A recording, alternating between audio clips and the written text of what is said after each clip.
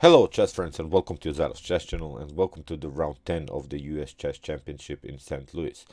So after 10 rounds we have now 3 leaders. We have Dominguez Perez, Hikaru Nakamura and Fabiano Caruana, all with the same points. They all have 7 points, and we have here Wesley So with 5.5 points. So in the next round we'll know who's going to be the winner of the US Chess Championship in 2019. So Wesley So, you see, he doesn't have any chance, although he's playing really strong chess. But in this tournament, the most important thing is to create wins.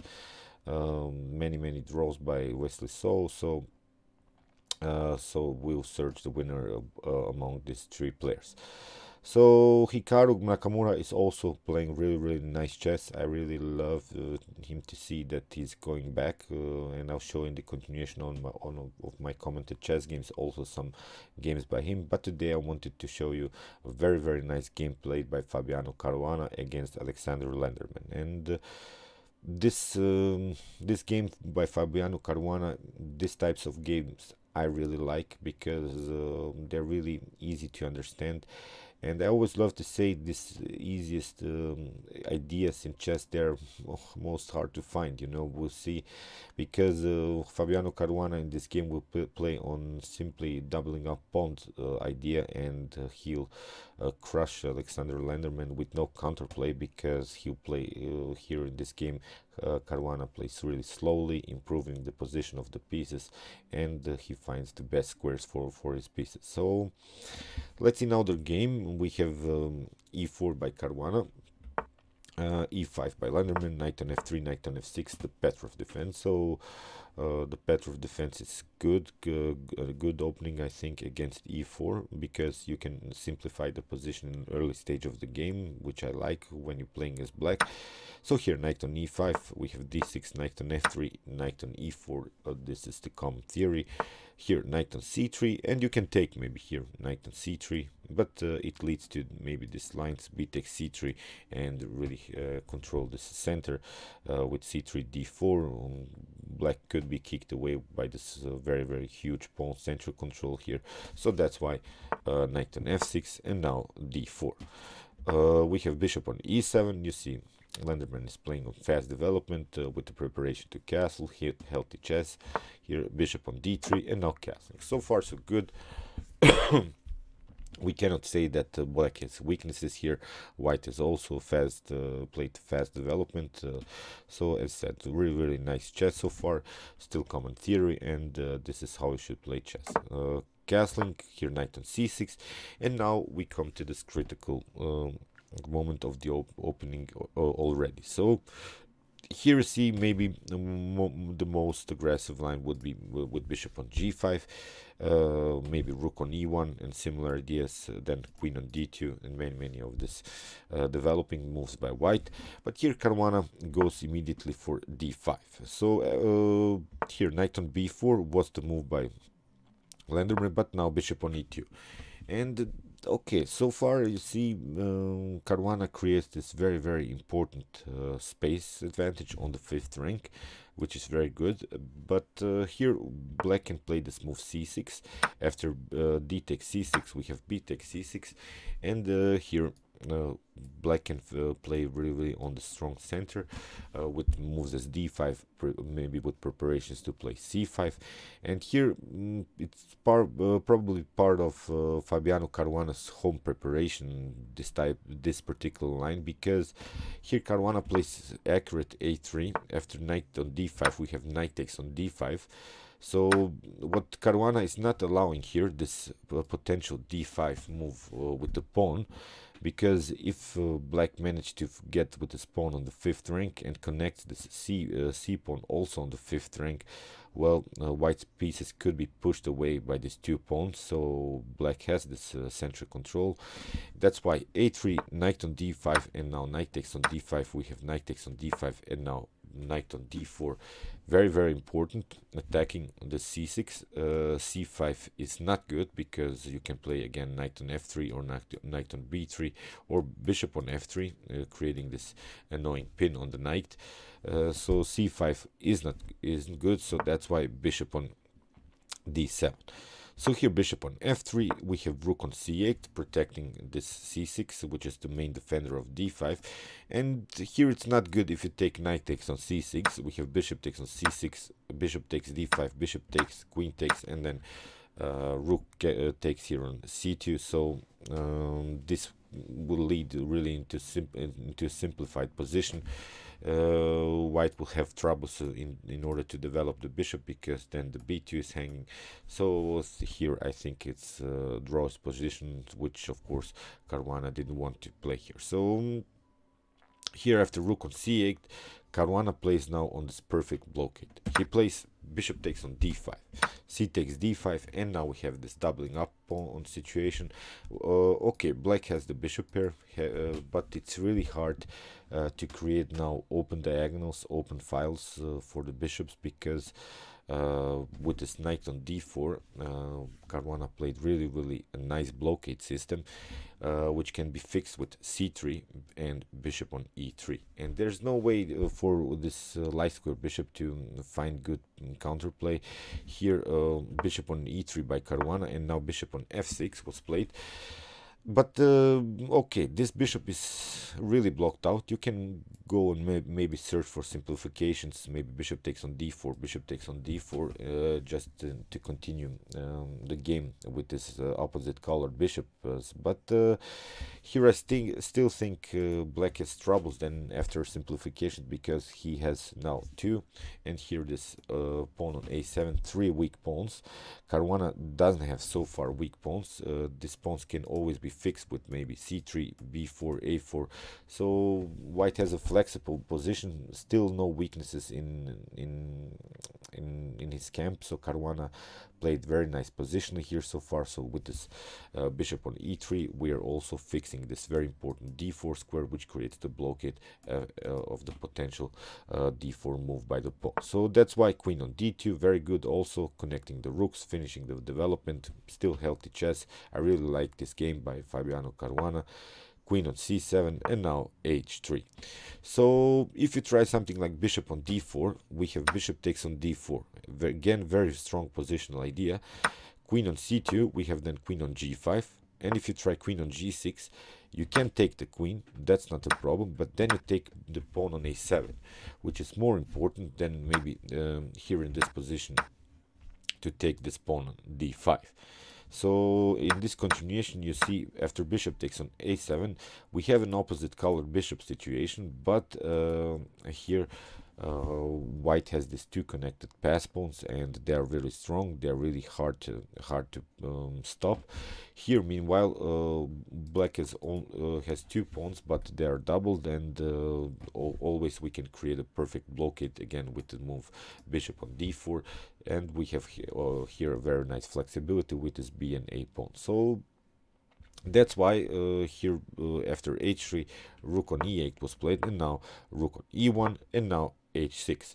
Now Caruana chooses to play c3, because now the idea with queen on g5 doesn't work, because we have now this h6 pawn. So here c3, and again we have fixed this very important d4 square, which creates this blockade against these 2 pawns. So this d4 square is really fixed. It cannot be broken here from black's pieces. It's too occupied with white pieces. The queen, the bishop, and the knight are protecting this very important d4 square.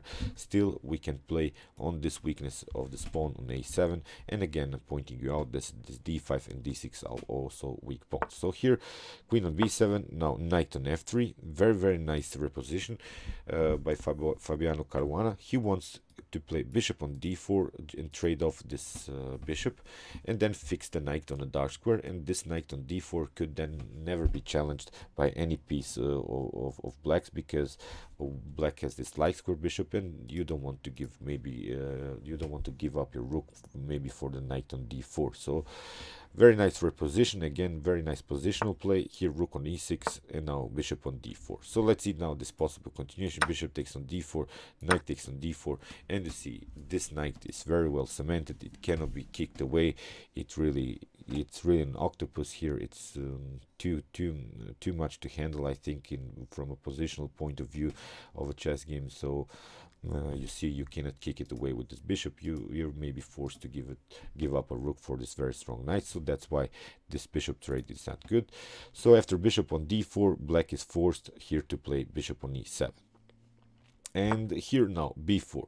Immediately Caruana plays on his advantage here because he has sort of a 3-on-1 or maybe at least 2-on-1 situation on the queen side, and very strong play here because you want to create here a pass pawn and really deflect all of these pieces on the queen side. Here a6 was played. Now of course a4, rook on e8, but now king on h2. Again, very strong move, improving the position of the king. After potential trades of rooks on the e file, at least white cannot get checked or even checkmated. So here the king is very good. In a potential endgame, we can then have again the possibility to play immediately king on g3. So Caruana, as said, one of the best positional players these days. Here rook on e4 was played, and now rook on b1. Bishop on d8 was played, and now b5. If you try something like rook on e2, we can always play queen on f4. After a takes b5, a takes b5, bishop takes on b5. You have a very annoying move, rook on a7, kicking away the queen. So you see, we have also the possibility to take here the pawn on d6, as said, and basically we can also continue our game playing on the spin on this bishop. So black can never take this pawn on d4, on b5, and that's why after b5 we have a5. And okay, what to do here from black's perspective? You see, black doesn't have counterplay at all. Here black tried after rook on b1, after rook on b1, black tried queen on a8, but now queen on d3, again improving the position of the queen. Here queen on b7, and you see black is repeating the moves with the queen, so he doesn't have any good moves. The rooks, although they're created sort of a battery, you see the rooks cannot go here on e3, e2, they cannot go also here on e1. So perfect restriction here by Fabiano Caruana. This bishop is also blocked out. This bishop is really not good. If you try again sort of a blockade with bishop on d6, we can always take bishop takes on d6 and again cement the knight on d4. So here I think the bishop pair is not an advantage, it's a disadvantage. So knight on d2, and now Fabiano Caruana will find very nice repositions. We have rook on f4, now rook on b3, attacking this a5 pawn with the idea to play b6. So here bishop on f5, we have queen on g3, now g5 fixing the rook, but now this move b6, and now black is forced to play queen on a6 in order to protect this a5 pawn. You cannot take, of course, this pawn on, then you get again something like knight on d2 and you lose the bishop, or you're forced to give up here the rook for the bishop. So that's why here queen on a6 was played, and now knight on d2, we have bishop on d7, and now rook on b1, with the preparation, of course, to play b7. So Caruana created this battery in order to support this pass pawn on the b file. So that's why black is forced again to play queen on b7 to paralyze this pawn's mobility. But now knight on b3 again, here again queen on a6, but now very strong move, knight on c1. With the reposition of the knight, we want to bring the knight here on d3. So here queen on b7, knight on d3, kicking away the rook. And now what to do here? If you try something like rook on e4, then you get queen on d6 and you lose the pawn. So you see these weaknesses on d6, on d5, they were too much to handle here for black. So here that's why Lenderman took the pawn, the bishop on d4, and of course c takes d4. But still, this rook sacrifice for the bishop doesn't bring much improvement in black's game. Again, the pieces are paralyzed. Although black tried here to create sort of a blockade against this b6 pawn, but with this better exchange, of course, Caruana has a completely winning endgame here. So rook on e6, we have knight on f4. Of course, you cannot take with a simple threat on the rook, so that's why rook on e4. We have rook, knight on e2. Bishop takes on a4, but now with the fork, knight on c3, rook takes on d4, queen takes on d6. We have bishop on e7, but now queen on e5 with an attack on the rook. So we have rook on e4. That doesn't bring you so much because knight takes on e4, d takes e4, rook on c2, c1, and in this position black resigned. So it might seem to you that here in this position maybe black gave up the rook, and in this position before that black really blundered with this rook sacrifice, but it's really not so. It's part of the way how Caruana played this game. He played, as said, this perfect restriction, and he didn't leave any space here for Alexandr Lenderman. He played very positionally, and these games are really the types of games that I like, with this perfect restrictions, with moving slowly forward, with simple threats, with repositioning of your pieces, trying to improve your pieces. And Caruana, as said, is really one of the best positional players these days. Okay, I hope you enjoyed this video. Tomorrow we will see who's gonna be the winner. My wish is that Qd2 wins this tournament, because, as I said, we need a strong Qd2.